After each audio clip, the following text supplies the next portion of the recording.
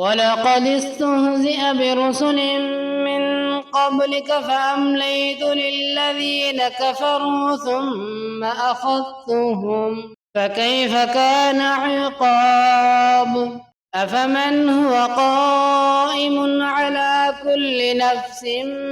بما كسبت وجعلوا لله شركاء قل سموهم أم تنبئونه بما لا يعلم في الأرض أم بظاهر من القول بل زين للذين كفروا مكرهم وصدوا عن السبيل ومن يضلل الله فما له من هاد لهم عذاب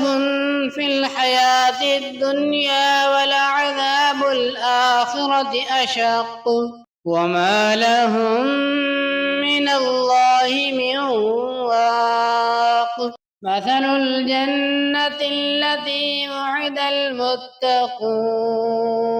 تجري من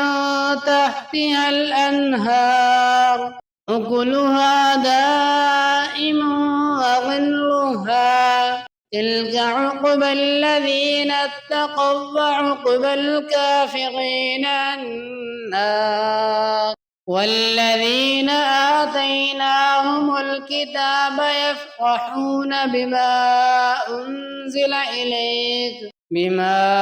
أنزل إليك ومن الأحزاب من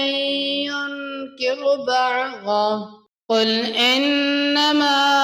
أمرت أن أعبد الله ولا أشرك به إليه أدعو وإليه مآب وكذلك أنزلناه حكما عربيا ولئن اتبعت أهواءهم بعدما جاءك من العلم ما لك من الله من ولي ولا واق